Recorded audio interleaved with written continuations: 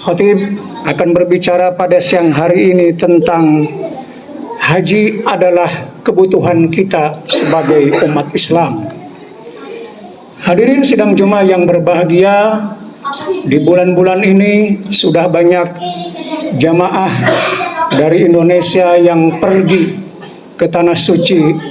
Ada yang langsung ke Madinah atau ke Makkah dalam rangka menjalankan ibadah haji, salah satu rukun Islam yang 5. Sebagaimana banyak ayat Allah yang berbicara tentang haji. Di awal khatib bacakan satu surah yang menjelaskan tentang syarat wajibnya ibadah haji, yaitu man istata'a ilaihi sabila, bahwa haji itu diwajibkan kepada semua umat Islam dengan syarat man istata'a ilaihi sabila, mereka yang mampu di perjalanannya. Tentu mampu ini bisa dilihat dari berbagai aspek.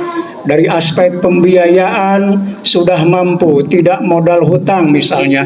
Dari aspek kesehatan jasmani, maka orang-orang yang akan pergi ibadah haji kan harus melaksanakan ibadah fisik, harus persiapan sebaik mungkin.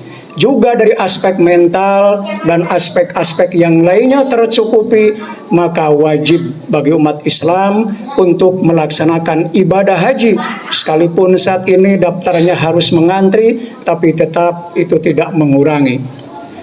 Hadirin sidang Jumat yang berbahagia, yang menarik adalah lanjutan dari ayat ini. Ketika Allah menjelaskan bahwa haji wajib bagi orang yang mampu di perjalanan, lalu ditutup dengan wa man kafara fa innallaha ghaniyun 'anil 'alamin.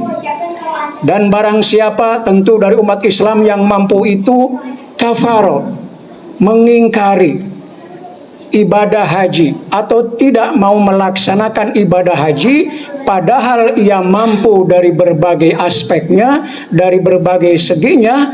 Apa Allah bilang? Fa innallaha ghaniyun 'anil 'alamin. Ini yang menarik. Allah tidak memberikan ancaman misalnya bagi yang mampu tapi tidak mau haji akan diberikan azab, akan dimasukkan ke neraka, jahanam atau apapun. Tapi Allah mengatakan fa innallaha ghaniyun 'anil 'alamin, bahwa Allah tidak membutuhkan seluruh alam. Allah tidak membutuhkan seluruh makhluk. Sama halnya dengan ibadah yang lain. Jadi ketika umat Islam beribadah haji yang mampu tentu saja, maka sesungguhnya yang membutuhkan haji itu adalah kita sendiri, umat Islam sendiri. Hadirin sedang Jumat, kenapa kita yang justru butuh haji atau bahkan ibadah-ibadah yang lain? Tentu ibadah haji sebagai dikatakan penyempurna dari rukun Islam. Ya, karena hanya orang-orang mampu yang melaksanakan. Ketika umat Islam melaksanakan ibadah haji, maka sesungguhnya ada banyak hal yang diperoleh dari ibadah haji. Karena ibadah haji adalah satu ibadah yang penuh dengan nilai-nilai spiritual, baik untuk kepentingan individu masing-masing maupun untuk kepentingan umat. Ibadah haji misalnya diawali oleh ihram. Semua orang harus menggunakan 2 helai pakaian yang laki-laki berwarna putih, kain ihram. Tidak ada yang membedakan satupun. Ya, semuanya sama ketika melaksanakan ibadah haji, hanya 2 helai kain ihram.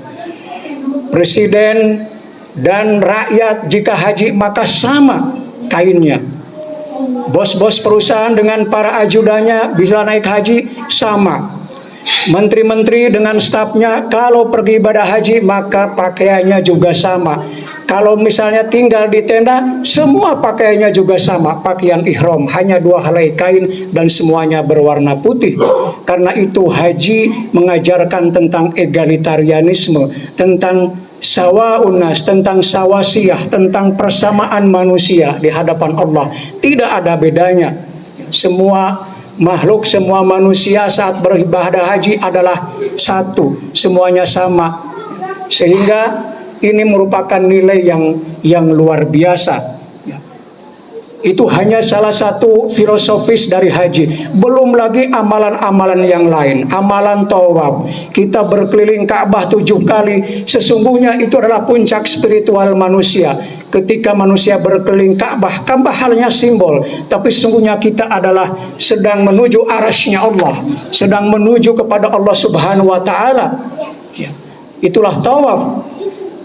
Maka sesungguhnya barang siapa yang ibadah haji dengan melaksanakan tawaf, maka dia sedang mendekati kepada Allah Subhanahu wa Ta'ala. Jadi kalau kita ibadah haji, maka sesungguhnya kitalah yang mendapatkan nikmatnya. Kitalah yang merasakan begitu indahnya ibadah haji. Demikian pula amalan yang lain, sa'i, ya, berlari-lari dari Safa dan Marwah. Ini juga bukan hanya simbol spiritual, tapi juga simbol daripada duniawi tentang usaha yang dulu pernah dilakukan oleh Siti Hajar, berlari-lari demi mencari air untuk putranya Ismail. Adalah simbol, adalah napak tilas. Maka ada banyak sekali nilai-nilai yang kita peroleh dari ibadah haji selama kita melaksanakan di kota suci. Karena itu tidak heran sekali lagi kalau Allah menutup ayat tadi dengan wa man kafara fa inallaha ghaniyun 'anil alamin. Jadi kalau orang yang sudah mampu tidak mau haji, mengingkari, maka Allah tidak butuh.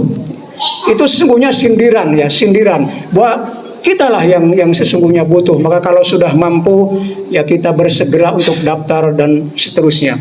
Hadirin sidang Jumat yang berbahagia, sekali lagi ibadah haji adalah ibadah yang luar biasa. Ganjarannya juga jelas. Kalau haji kita mabrur, itu adalah ganjarnya surga. Dalam hadis yang diriwayatkan Bukhari, Muslim misalnya, dengan sangat jelas dikatakan, wal hajjul mabruru laisa lahu jazaun illal jannah. Haji yang mabrur tidak ada baginya pahala selain surga. Tentu al-mabrur, mungkin tidak semua haji menjadi mabrur, tetapi tentu semuanya berharap kalau beribadah haji dia akan mendapatkan haji yang mabrur. Mabrur sendiri akar katanya dari kata albir. Albirru artinya kebajikan, kebaikan. Maka al-mabrur adalah orang yang melaksanakan kebaikan.